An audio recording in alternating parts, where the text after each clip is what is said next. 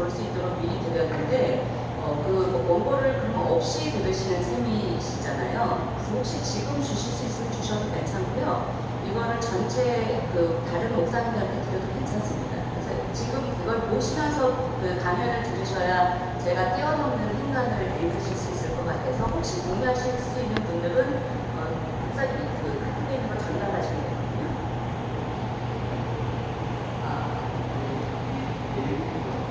네, 그러니까 제가 하는 거는 지금 2시간짜리를 40분으로 줄여서 해서 정규범을 그냥 하겠습니다. 네. 네, 그냥 하도록 하겠습니다. 네. 오늘 제목을 제가 생태적 구원신학과 생태 영성으로 잡아봤고요. 여러분들 지금 사진을 4장을 보고 계신데 이 사진을 보면서 두려우신가요? 아니면 가슴이 아프신가요? 두려우신 분, 어떡하지? 걱정이 되신 분, 아니면 참 자연이 힘들다, 아프신 분, 손을 좀 한번 걱정되시는 분, 걱정이 되시는 분, 네.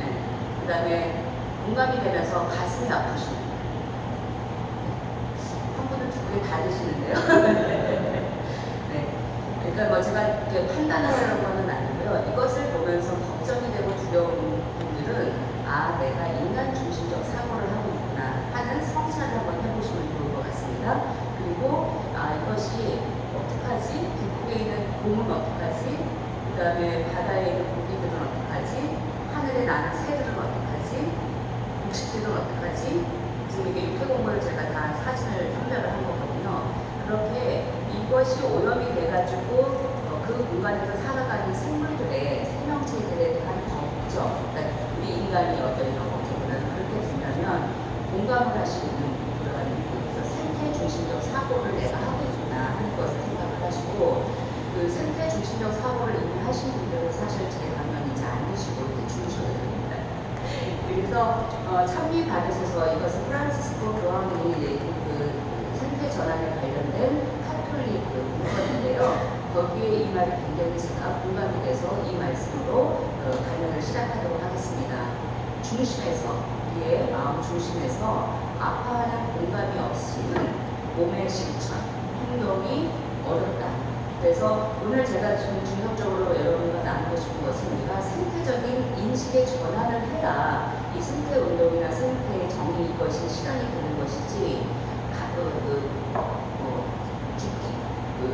쓰레기 줍기나 아니면 분리수거를 해가지고 해결되는 문제가 아니다. 그것은 여전히 우리가 인간 중심적 사고를 하면서 인간에게 좀 위협이 되니까 좀 더 나은 어떤 개선을 하려고 하는, 그래서 근본적인 해결이 어렵다는 것을 말씀드리고 싶은 것입니다.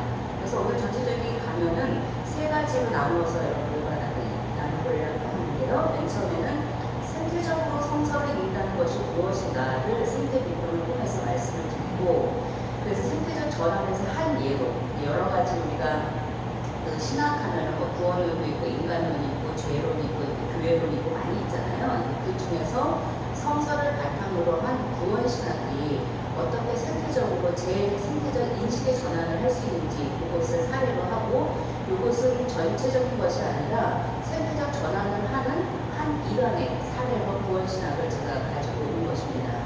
그리고 나서 그러한 구원에 대한 생태적인 인식의 전환을 했을 때 우리가 어떠한 영성을 실천하고 그리고 교회가 행동으로 가져갈 수 있는지 이렇게 3가지로 나눠서 한번 살펴보도록 하겠습니다.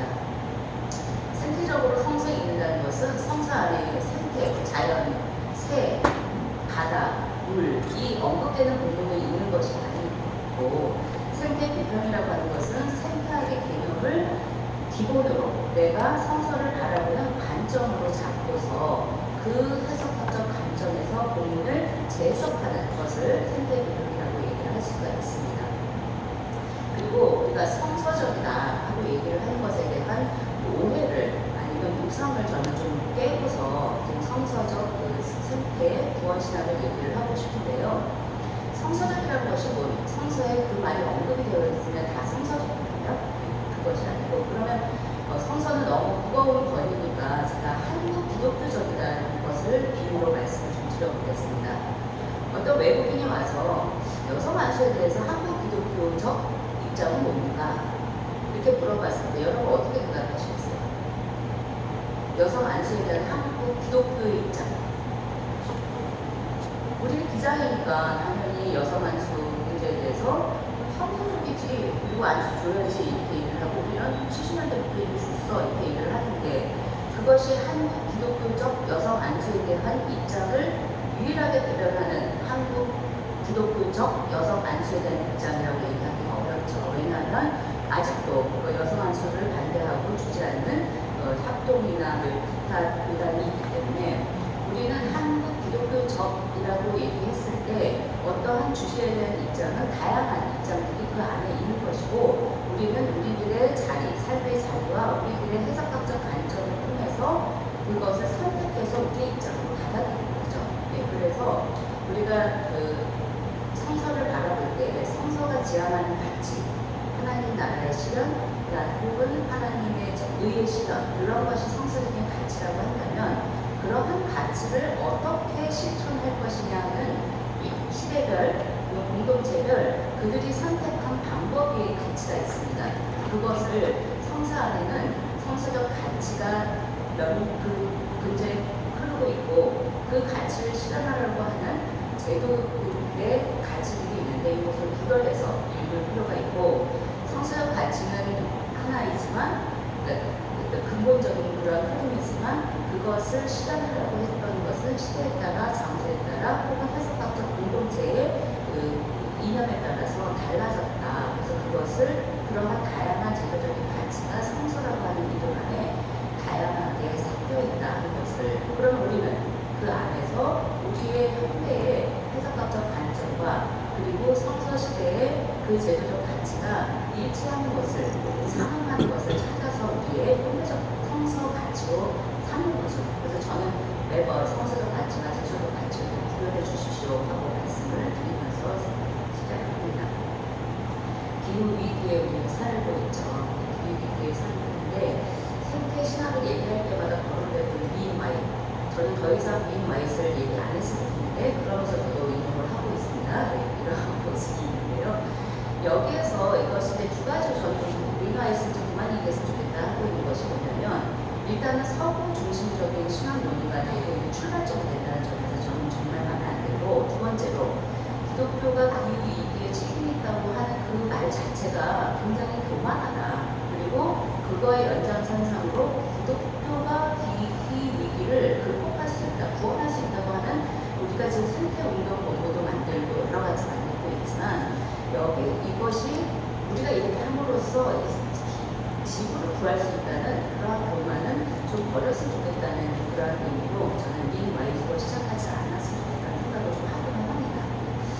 그래서 이제 기후위기 시대에 우리가 살고 있는데, 그러면 우리는 무엇을 할 수 있나, 이 질문으로 발언을 시작하도록 하겠습니다.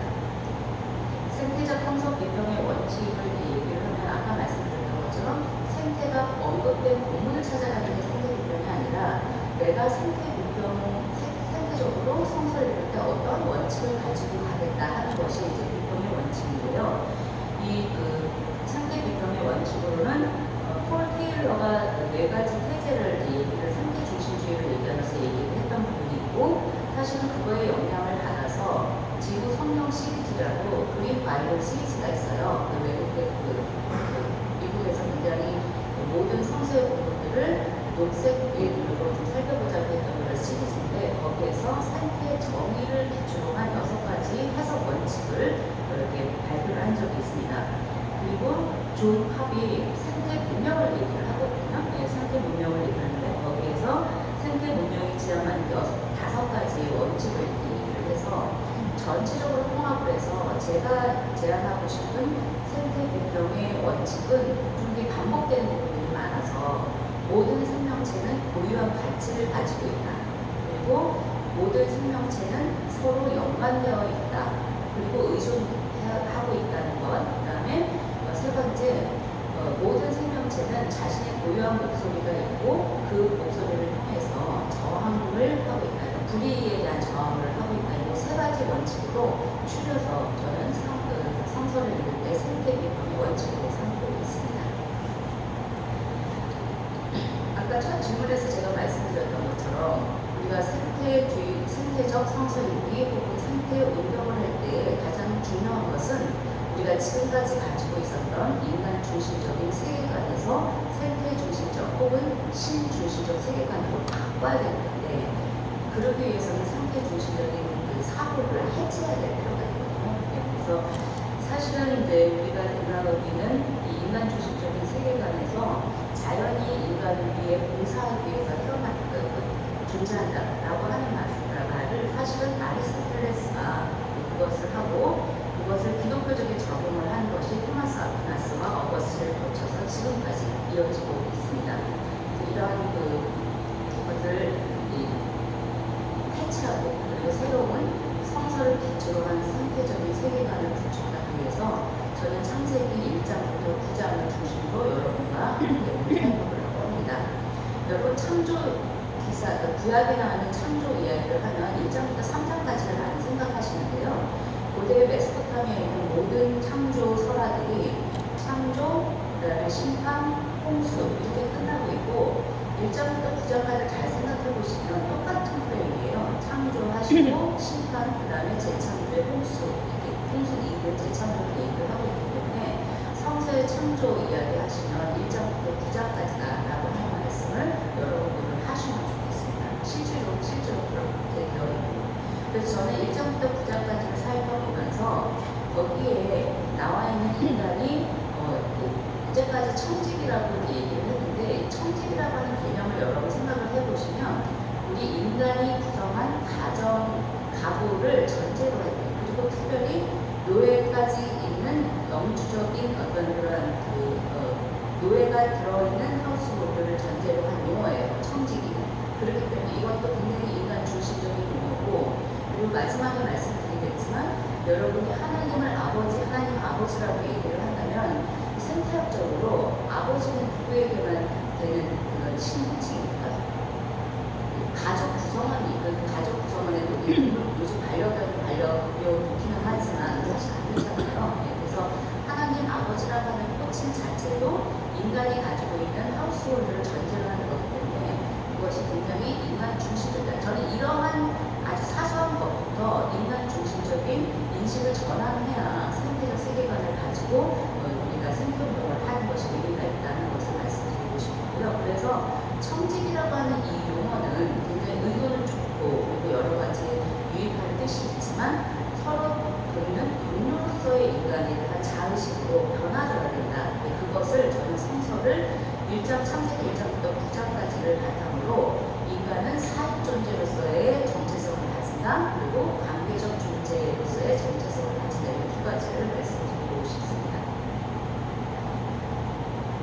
창조 자체, 우주를 창조하고 있는 창조 자체를 보면 1장부터 3장까지로 되어 있죠. 3장까지로 되어 있는데 처음에 보면 하늘과 땅을 창조하셨다 해서 다 하늘, 우주, 여기서 말하는 하늘은 우주를 얘기하는 겁니다. 우주에 초점이 맞춰 있는 것이 첫 번째 창조시고, 여러분들은 다 아시니까 특별한 부가적인 설명을 이것을 제가 피창조라고 얘기를 하겠습니다. 피창조는 하늘, 우주의 관심이고요. 그 다음에 두 번째 2장 4절부터 시작되고 있는 두 번째 창조 이야기는 땅에 관심이 있습니다. 그리고 이것을 제2창조라고 제가 얘기를 하고 하겠습니다. 근데 많은 분들이 놓치고 있는 부분이 뭐냐면 첫 번째 피창조와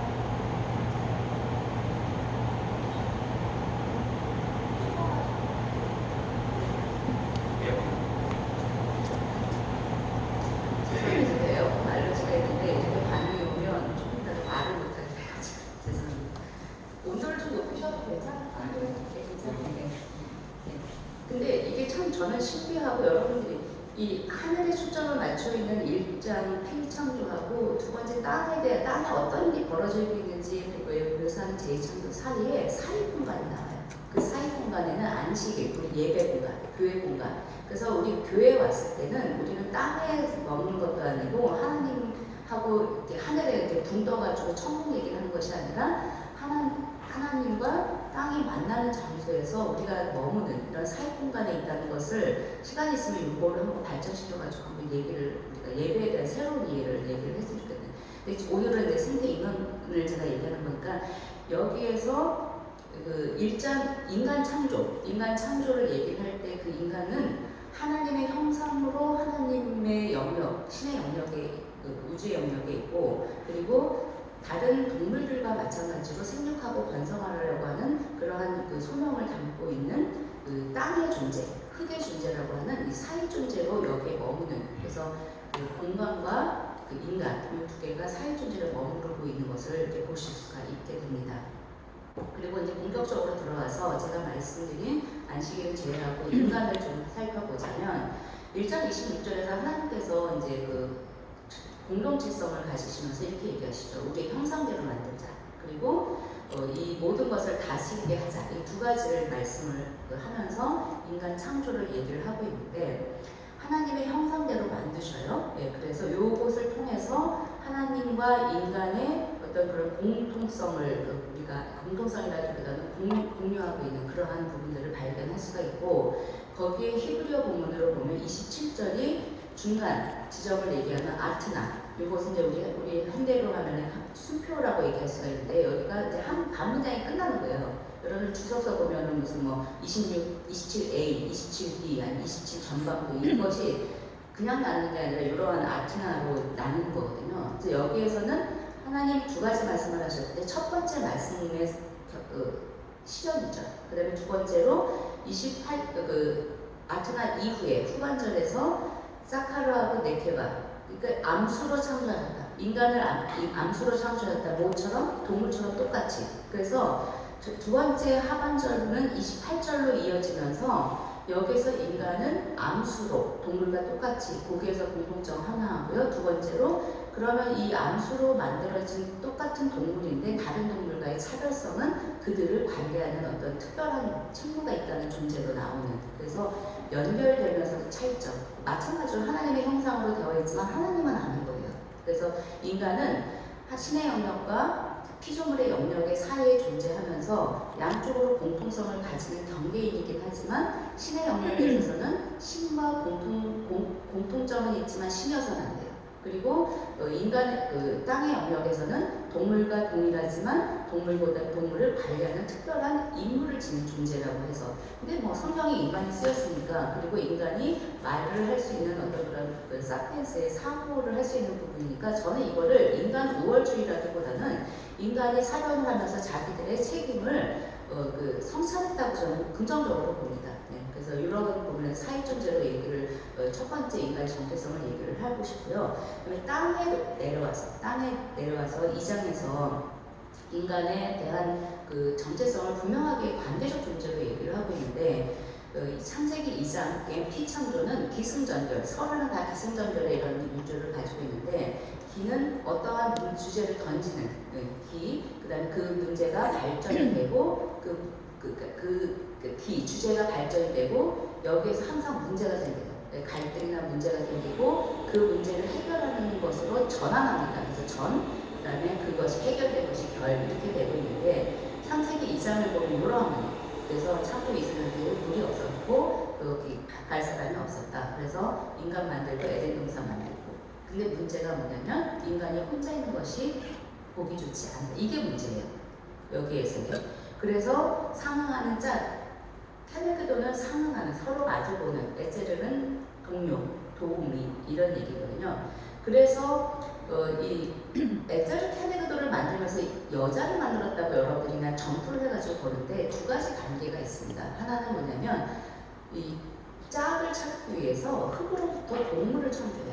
여기에서 우리가 1장에 그러니까 피청에서 봤던 것처럼 인간이 암컷, 수컷으로 그렇게 얘기하면 되나? 암수로 이렇게 창조됐던 그런 동질성을 가지는 것처럼 여기서도 똑같습니다. 인간이 흙으로부터 창조되어 아담아에서 아담이 된 것처럼 동물들도 흙에서 창조되었다. 동물과의 동질성이 굉장히 재반복해서 강조가 되고 있고요. 그리고 거기에서 동물들하고 인간의 차이점은 거기에서 케네그도가 되지 않는다. 근원은 같지만 상응하는 그러한 존재가 되지 못해서 상응하는 존재를 또다시 만들어야 되는 그러한 것으로 이제 두 단계를 가지고 있는데 지금 우리가 흙으로부터 아담을 창조를 해서 이 아담을 분리를 해가지고 두 존재를 만들었어요. 그러면 이 두 존재를 만들면서 이렇게 하나로 있었던 아담과 다른 존재가 되는데 여기에서의 이것이 분리돼가지고 만들어서 이슈와 이션하고 만들었습니다. 그래서 우리가 그것을 남자와 여자라고 얘기를 하는데 이럴 때 남자와 여자는 여기에서 여자를 분리함으로써 남자와 동시적으로 창조가 된 겁니다. 이거는 아담이 아니죠. 여기 들어가 있는 게 최초의 이런 식으로 에제르 크네그도의 창조에 대한 이해를 우리가 좀 더 명확하게 할 필요가 있다. 그 얘기를 드리고 싶고요. 요거를 얘기를 하는 것은 사실 생태신학과 함께 여성신학 쪽에서도 남자가 먼저 창조되었다는 부분들을 제가 같이 좀 언급을 하고 싶어서 그렇게 얘기를 좀 했습니다. 그래서 요것을 얘기를 해서 그러면 인간은 혼자 살 수 없는 그러한 관계적인 존재다. 그래서 관계를 나와 동일한 근원을 가지고 있는 동물과 피조 세계와 같이 어울려 조화를 이루어야 되는 그런 의무가 있고, 그리고 성은 동등성을 가지고 서로 평등한 그런 성평등의 존재가 돼야 되고, 궁극적으로 해결은 한 몸, 한 공동체. 그래서 한 몸으로서의 한 공동체는 갈라디아서로부터 신약성서의 서신 바울, 특히 바울에게 있어서의 한 몸 공동체는 하나의 가르침의 축이 되고 있거든요. 그래서 우리가 추구하는 것은 인간이 관계적 존재로서 한 몸이 되는 공동체, 어울리는 공동체를 이루어져야 되는 것이 제2창조에서 보는 인간에 대한 정체성으로 볼 수가 있습니다. 그래서 이제 그래서 정리를 하자면 창조 세계 속에서 이제 우리가 인간을 파악을 할 때 청지기로서 보기보다는 우리가 창조주와 피조 세계를 잇는 경계적인 존재, 즉 사회 존재로서, 그리고 우리 인간 생명 공동체에서 생태 공동체에서 관계적 존재로 살아가야 되기 때문에 우리가 동물을 비롯한 생태 공동체의 구성원들을 볼 때 대상화가 아니라 같은 근원을 가진 동물이다. 그리고 에덴동산에서 모든 생명의 근원이 되잖아요. 그래서 우리가 서로 의존되어 있는 것을 바라볼 수 있어야 된다 하는 것을 얘기를 하고 싶고요.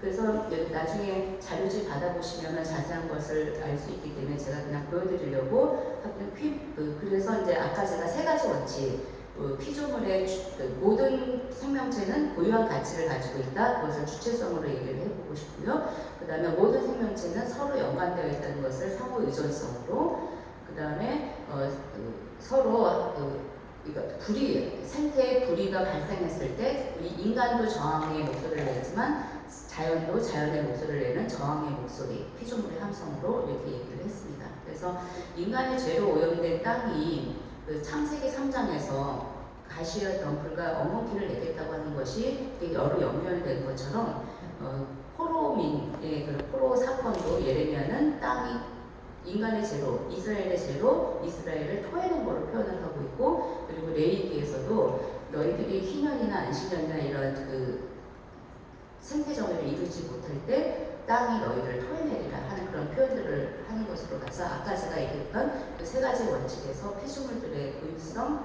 상호의존성, 함성의 원칙을 볼 수 있는 것을 좀 사례로 좀 보여드리고 있습니다. 이 부분은 이제 나중에 자료집에서 살펴보시면 될 것 같습니다. 오늘의 중심 주제인 생태적 구원에 대해서 한번 살펴보도록 하겠습니다. 생태적인 구원, 여러분은 구원은 뭐라고 생각하세요? 사실은 기독교에서 가장 중심 교리가 구원론 아니겠습니까? 네, 구원론인데 죄에서 속죄받고 그리고 천국에 가는 이런 것이 가장, 그래서 그러한 것들을 얘기를 하는데, 저는 창세기 1장부터 9장까지 보면서 두 가지 구원에 대한 생태적 전환을, 인식의 전환을 여러분들에게 소개를 드리고 싶은데요. 하나는 뭐냐면 첫 번째는 구원은 우리가 뭐를 해가지고, 우리가 뭘 회심을 해가지고 우리의 어떤 회심이나 성화된 삶을 통해서 천국에 가는 그런 것이 아니라 전적으로 100% 하나님에 의한 은총 사건이라고 하는 것이 첫 번째 생태적인 구원의 인식 전환을 말씀드리고 싶고, 두 번째로는 우리가 구원을 얘기할 때 창조론과 구원론을 구별해서 얘기를 하고 있는데, 창조론과 구원론은 동전의 양면과 같이 분리될 수 없는 거다. 그리고 성서에서 특히 구약에서는 두 가지의 신학이 하나의 큰 축이 되어가지고 흐르고 있는데 창조 신학과 구원 신학입니다. 근데 이 두 가지는 구별된 것이 아니라 긴밀하게 상호 연결되고 어쩌면 같은 얘기를 다른 말로 하는 것이라고 할 정도로 상호적인 것이다. 여기에서 제가 얘기하고자 하는 구원도 마찬가지로 창조 질서의 고정과 회복이 즉 구원이라고 하는 것을 창세기 1장부터 9장은 명백하게 보여주고 있음을 얘기를 하고 싶습니다. 그래서 저는 생태 연구의 JPIC가 할 거 다 해가지고 그 다음부터는 저희들이 그것을 반복적으로 하면서 JPIC가 얘기한 것을 좀 접수를 하고 계속 딱 답을 줬으니까 이제 접수를 하고 그것을 우리의 인식 전환에 하나의 반영이 좀 되었으면 좋겠다고 생각을 좀 하게 됩니다. 그러니까 구원을 얘기를 하면 죄를 얘기를 안 할 수가 없기 때문에 1장부터 11장까지의 전체적인 흐름을 보면 사실은 뭐를 얘기를 하냐면 창조 그리고 그 이후에 인간의 재해 그리고 하나님의 구원 요것을 다 세 가지를 보여주고 있는 것이 1장부터 11장까지라고 9장인데 그 이후로 이제 민족의 계보와 아브라함의 선택까지 이어지는 11장까지 이렇게 볼 수가 있는데요. 이렇게 족보로 연결돼서 의도적으로 여기에서 그 1장부터 11장까지가 의도적으로 그 마지막 복음을 편집한 그 편집자가 보여주고자 하는 그 죄와 구원에 대한 그 신학을 이렇게 볼 수가 있습니다. 굉장히 의도적인 그 편집이라는 걸 보여주기 위해서 제가 요거를 보여드리고요. 족보로 연결되어 있는 거고요. 그 다음에 그래서 그 맥락에서 제가 첫 두 가지 말씀드리고 싶다 했잖아요. 구원이란 무엇이라는 것을 생태적인 인식 전환을 하기 위해서 이것은 전적으로 100% 하나님의 구원 사건이다 얘기를 하는 것이 제가 이제 그 PPT 때문에 일부만 인용을 했는데 창세기 6장 5절부터 8절은 왜 홍수 심판을 하셔야 되는지를 설명을 하셔요. 네, 거기에서 뭐라 그러냐면 네?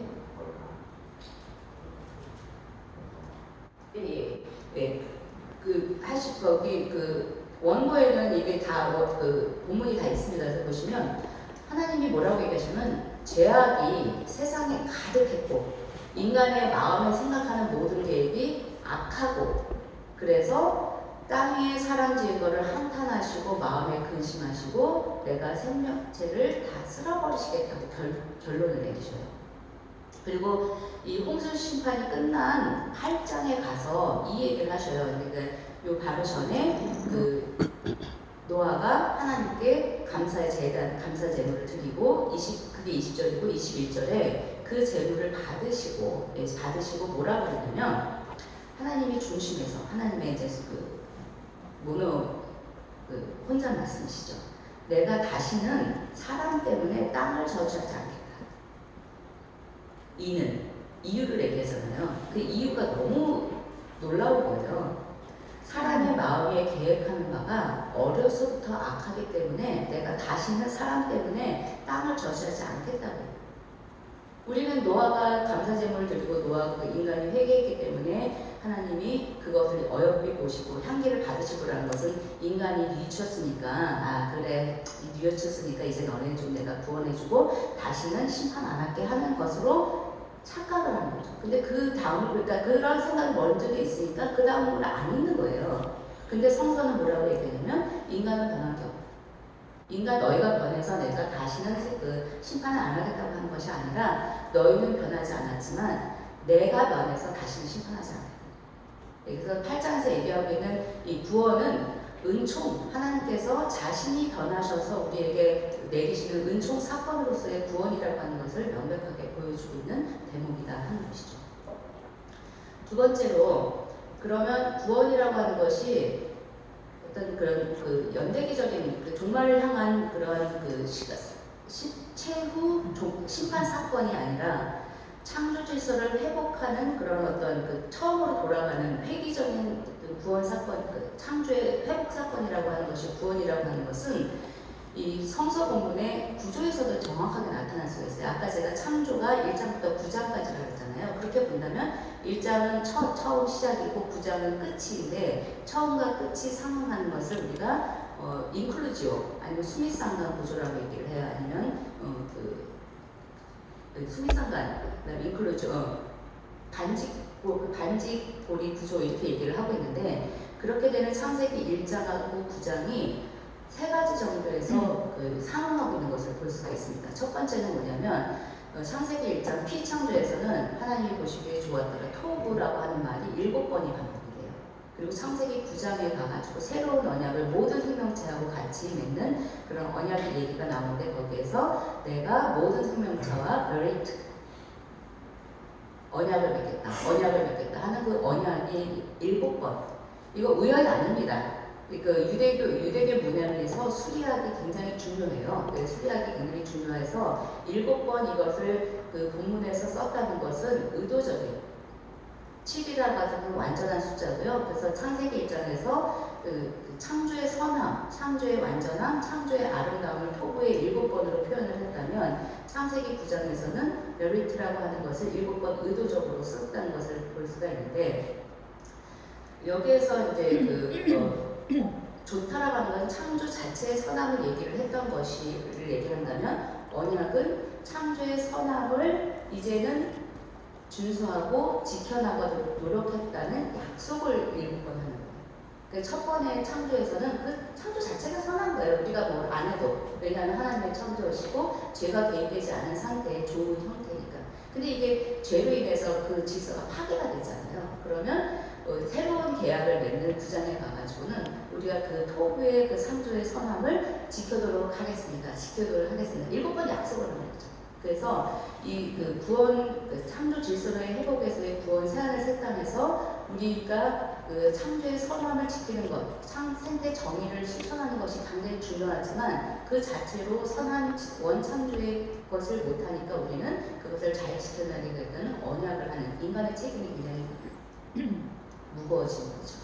그다음 두 번째로는 하나님의 형상대로라고 하는 것이 1장 26절에 하나님께서 우리 형상대로 만들겠다고 하시고 27장에 가서 우리의 형상대로, 하나님의 형상대로 만들었어요. 거기에서는 뭐냐면 그렇게 만들어진 인간의 나가 하나님의 형상대로 만들어졌다는 것을 강조하는 초점이, 거기 나가 인간이 하나님의 형상으로 만들었으니까 얼마나 소중하고 얼마나 책임이 많고 이런 나의 초점이 있다면, 9장 6절에서는 하나님의 형상대로 만들어졌으니까 동료들을 존중해라, 동료들을 포각하지 말아라. 하나님의 형상이 내가 아니라 다른 사람이 하나님의 형상으로 만들어진 존재라고 하는 것을 인식하라는 데 초점이 없어요.